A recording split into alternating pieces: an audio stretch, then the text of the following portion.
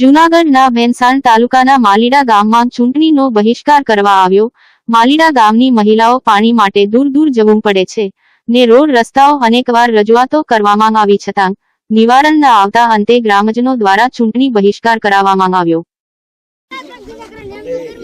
કંચનબેન, આજે તમે માલીડા ગામમાં શા માટે ભેગા થયા છો? બધાય પાણી નથી એટલે। કેટલા ટાઈમ થી નથી આવતું? 10 દીથી। પીવાનું પાણી તો આવતું છે ને? નહીં નહીં, પાણી જ નથી આવતું। તો તમે ચૂંટણીનો બહિષ્કાર કરો છો? હા। મતદાન કરવા જવાના? નહીં। કેટલા ટાઈમ તો પાણી નથી આવતું? 10 દીથી। કોઈ તમને પૂછવા આવે છે કે પાણી આવે કે નથી? પૂછવા જ નથી આવતું કોઈ।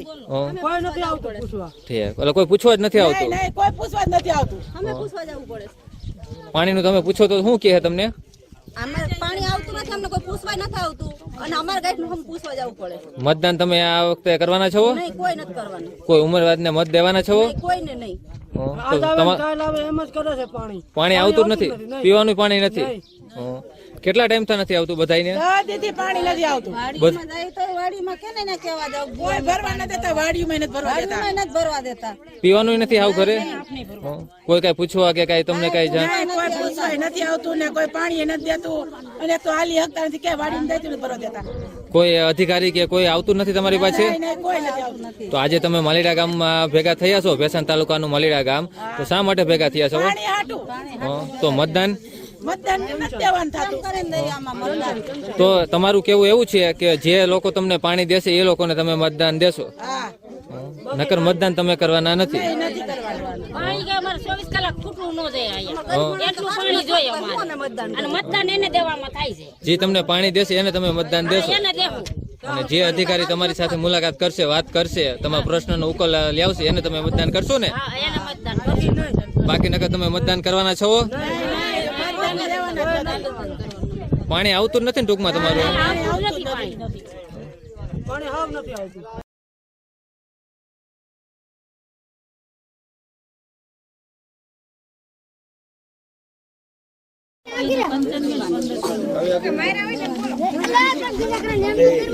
કંચનબેન, આજે તમે માલીડા ગામમાં શા માટે ભેગા થયા છો બધાય? પાણી નથી એટલે।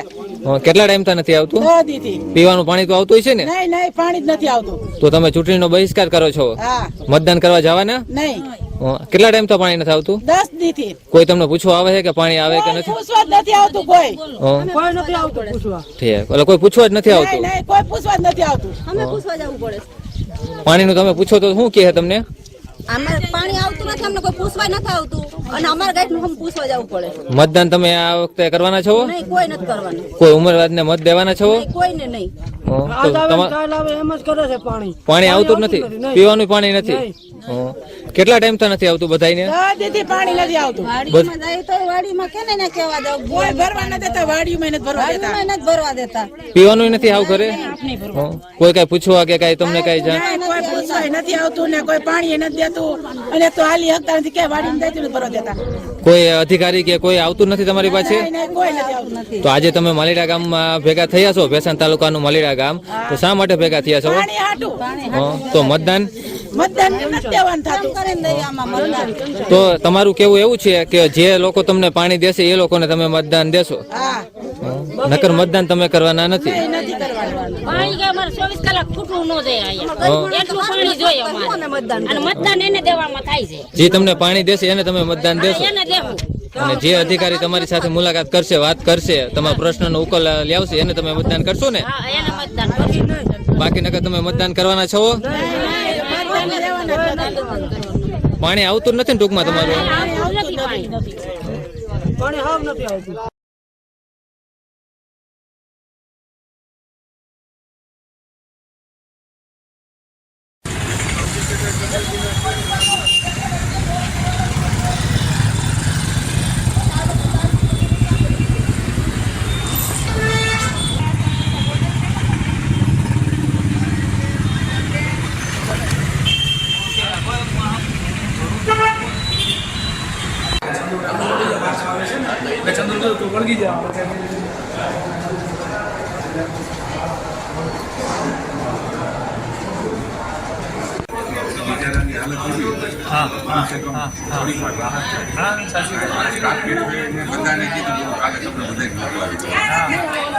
પાણી ખાતામાં જે હોય ને હેલ્મેટ આવી ગયા.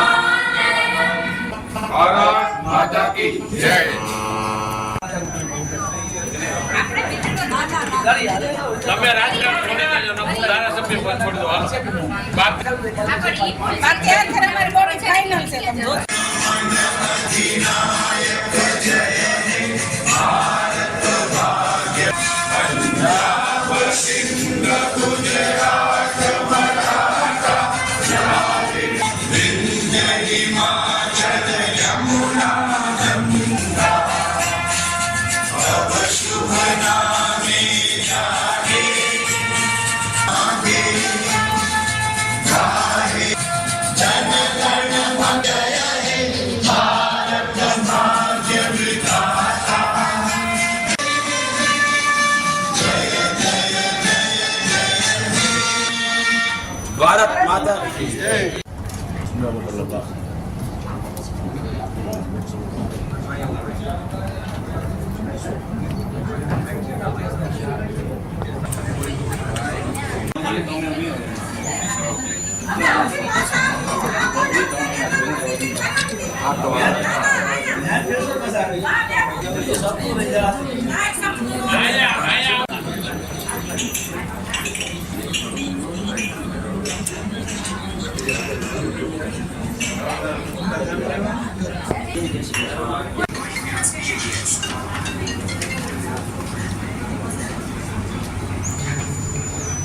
એજન્ડા મંજૂર કરેલ છે.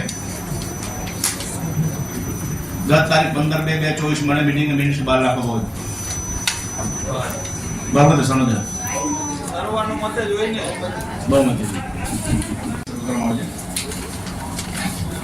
આજના શ્રી મહેન્દ્ર મશરૂમ, શ્રી સ્મિતાબેન પી વાઘેલા, શ્રી કૃષ્ણ રંગબરી, શ્રી રાબેન બાલા.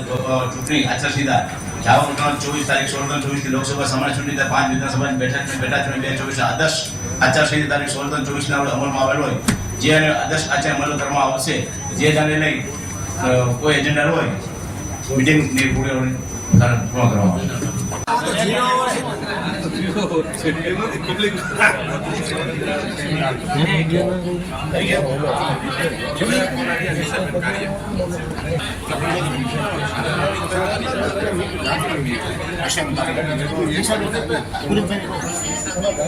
મને ગઈકાલે ક્યારે ગાઈડ કરે બોર્ડમાં નંબર નિશાબેન કાર્ય મારે ક્યાં કોઈ ગઈકાલે ક્યાં તમે આગળ મને કીધું કાલે લગી તો આજે કાલે તો મને કીધું. આજે જુનાગઢ મહાનગરપાલિકાનું જનરલ બોર્ડ હતું, પરંતુ ચૂંટણી આવી રહી છે અને આચારસંહિતા છે એટલે કોઈ પણ જાતનું કોઈ એજન્ડો હતો નહીં, એટલે આજનું બોર્ડ વંદે માતરમ અને રાષ્ટ્રગાન એવું કરી અને સમાપ્ત કરેલ છે. વંદે માતરમ ભારત માતા કી જય. ઉજ્જવળ ભવિષ્ય અને યોગ્ય જનપ્રતિનિધિ ચૂંટવા 100% મતદાન કરો. જૂનાગઢના કિન્નર સમાજના અગ્રણીઓએ 7મી મે અચૂક મતદાન કરી લોકશાહીના મહાપર્વમાં સહભાગી બનવા કરી અપીલ. સમાજનો અભિન્ન ભાગ કિન્નર સમાજ કહે છે. 7મી મે અચૂક વોટ કરો. સમાજના અભિન્ન ભાગ તેવો કિન્નર સમાજતા 7મી મે અચૂક મતદાન કરવા માટે સંકલ્પબદ્ધ થયો છે. સંખ્યાની દ્રષ્ટિએ ખૂબ જૂજ પણ 100% મતદાન કરવા માટે નિર્ધાર કર્યો છે. જિલ્લા ચૂંટણી અધિકારી અને કલેક્ટર અનિલકુમાર રાણાવસિયાના માર્ગદર્શનમાં મતદાન જાગૃતિ અને મહત્તમ મતદાન થાય તે માટે સમાજના દરેક તબક્કા સુધી જિલ્લા ચૂંટણી તંત્ર પહોંચી રહ્યું છે. મતદાન જાગૃતિની આ ઝુંબેશમાં જૂનાગઢનો કિન્નર સમાજ સહભાગી બન્યો હતો. જૂનાગઢ રેલવે સ્ટેશન પાસે આવેલ ચંદ્રમૌલેશ્વર મહાદેવના સાનિધ્યમાં સ્વીપ અંતર્ગત નિર્ભયતાપૂર્વક ધર્મ, વંશ, જ્ઞાતિ, જાતિ, ભાષા કે અન્ય કોઈ પણ પ્રકારના પ્રલોભનોથી પ્રભાવિત થયા સિવાય મતદાન કરવા માટે કિન્નર સમાજે સંકલ્પ કર્યો. રિપોર્ટ રવિન્દ્ર કંસારા, મીનાલાલુ. જય માતાજી, જય બહુચરમાં. હું બોલું છું ફિઝા કિન્નર જુનાગઢથી.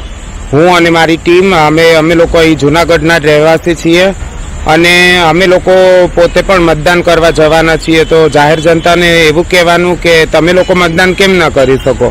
આપણા જે હિતના અંદર જે લાભકારી નેતાઓ જે ઉમેદવાર થઈને ઊભા છે એ લોકોને 100% મત આપી અને જીતાડો અને આપણું ભવિષ્ય ઉજ્જવળ કરો. બસ એટલી જ વિનંતી છે કે 100% મતદાન કરો. અમે લોકો બધા જઈ શકીએ છીએ, તમે પણ જાઓ બધા. હા, 7 તારીખે મતદાન છે. 7 તારીખે અમે પણ જવાના છીએ.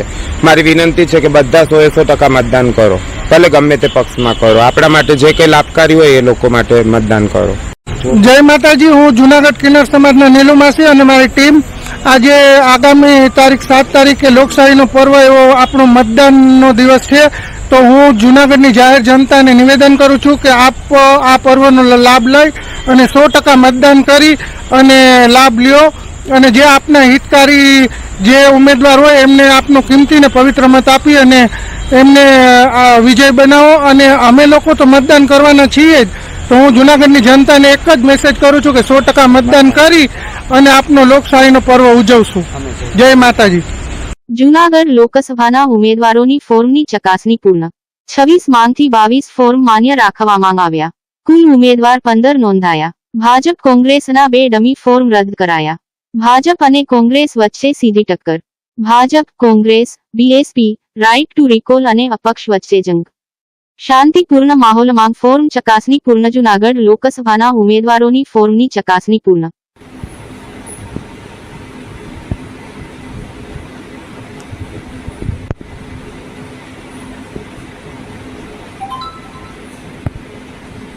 પંકજ જોશી, એડવોકેટ, ભારતીય જનતા પાર્ટી પ્રદેશના વકીલ તરીકે આજરોજ રાજેશભાઈ નારાયણભાઈ ચુડાસમા અમારા ઉમેદવારનું લોકસભા ચૂંટણીનું ફોર્મ ચકાસણી નિમિત્તે અમે આજરોજ કલેક્ટર સાહેબ સમક્ષ હાજર છીએ અને અમારું ફોર્મ સ્વીકારીને માન્ય કરવામાં આવે છે.